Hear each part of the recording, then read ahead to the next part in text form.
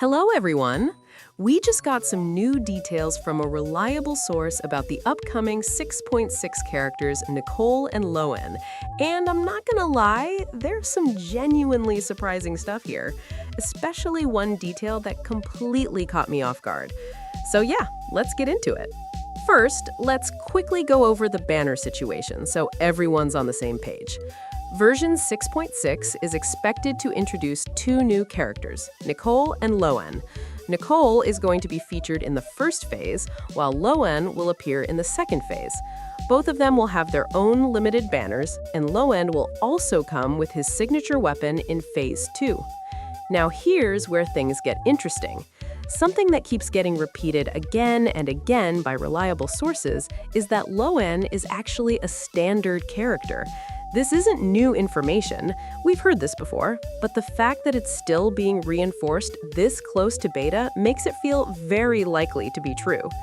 At this point, it's honestly safe to treat it as basically confirmed. Now, before we go further, in a quick promo, looking to save money on your Genshin Impact top-ups? Let me put you on to Buff. Buff is a trusted platform where you can buy Genesis crystals at discounted rates, meaning more Primogems for less money. No complicated steps, no risky methods, just quick, secure top-ups directly to your account. Whether you're saving for your next 5-star or pulling on a limited banner, Buff helps you stretch your budget further. So why pay full price when you don't have to? Check out Buff and start topping up smarter today. Now, coming back to our main topic, so how does that work? Pretty simple. Lohen will debut with a limited banner in 6.6, giving players a dedicated window to pull for him. But after that, starting from 6.7, he gets moved into the standard banner permanently. It's the same pattern we've seen before with characters like Tighnari or Dea. And that means one very important thing. If you want Lohen, 6.6 is your best chance to get him at proper rates. Once he goes standard, getting him becomes way more RNG dependent. Now let's talk about Lohen's kit, because we actually have some early details, even before beta officially begins. So Lohen is shaping up to be a main DPS, and not just any DPS, he's designed to be a front field carry. That means he needs to stay on the field to maximize his output. While he's active, he consistently applies cryo, which already gives us a strong idea of his role. But here's the key part. His cryo application isn't just generic, it's specifically designed to synergize with Hexen Circle mechanics, and more importantly, with Duran. While Duran is in his black form, the interaction between the two becomes very clean. Lohen applies cryo, Duran handles pyro, and together they trigger melt reactions consistently. And if you've been following the meta, you already know, melt is one of the highest damage reactions in the game when executed properly. That's why a lot of players are already saying melt meta is back. And honestly, they might not be wrong. The synergy here looks really promising on paper. It's straightforward, it's efficient, and it avoids the usual clunkiness that sometimes comes with reaction setups. Now, some people are still hesitant because Lohen is a standard character, but let's be real. Being standard doesn't automatically mean weak. We've seen standard characters perform really well when built correctly. And if Lohen's kit delivers on this melt synergy the way it sounds, he could easily be a long-term viable DPS option. So yeah, definitely someone to keep an eye on. Now, let's move on to Nicole, because this is where things get really interesting. Nicole is a 5-star pyro character. Pyro vision, Hexen witch aesthetic, everything about her design screams fire. So naturally, the first assumption anyone would make is, okay, she applies pyro, right? Maybe she's an off-field pyro applicator. Maybe she's a support, like Bennett. Maybe she enables reactions, like vaporize or melt. But no. According to the leak, Nicole does not apply pyro. Yeah, let that sink in for a second. When I first read that, I genuinely had to go back and read it again because it just doesn't sound right at first. A pyro character that doesn't apply pyro? And obviously, the community had the same reaction. There's been a mix of confusion, jokes, and people straight up asking, what is Hoyoverse doing? And honestly, that reaction is fair. On the surface, it sounds like a really strange design choice. So what does it actually mean?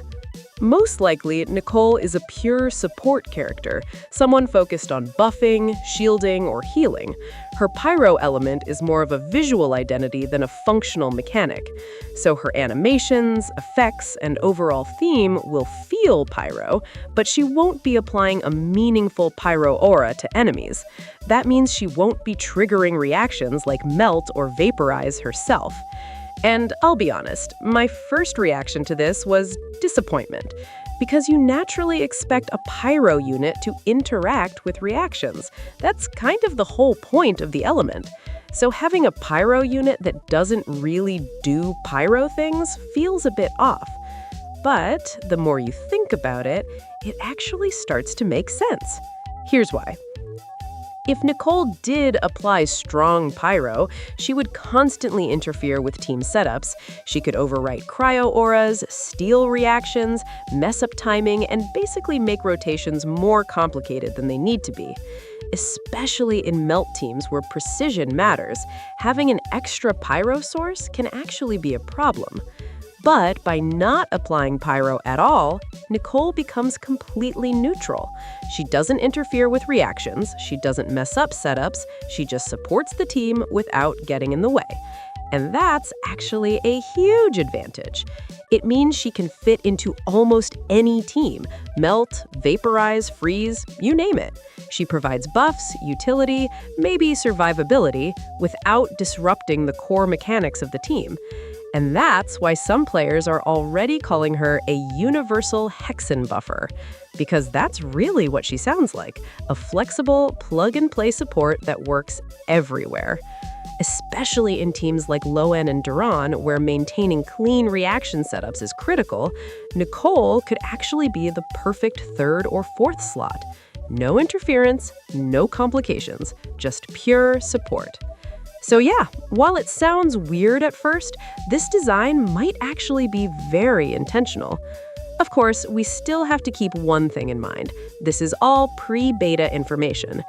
Beta applications are open until April 6th, and the beta itself starts on April 8th. That means we're going to get actual gameplay details very soon. And as always, things can change. Kits can be adjusted, mechanics can be reworked, numbers can be tuned, so nothing here is 100% final just yet. But the good news is, we won't have to wait long to see how accurate these leaks really are.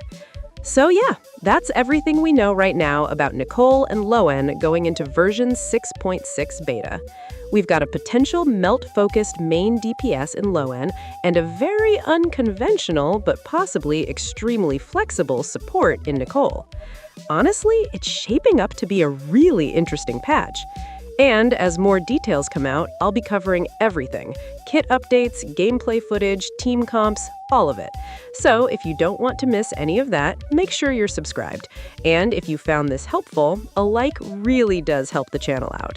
Thanks for watching, and I'll see you in the next video. Also, do join the Discord server if you want to get all the leak details on time and discuss it with others. I can post leaks freely on this server, so do consider joining. The link is in the comments and description. Bye!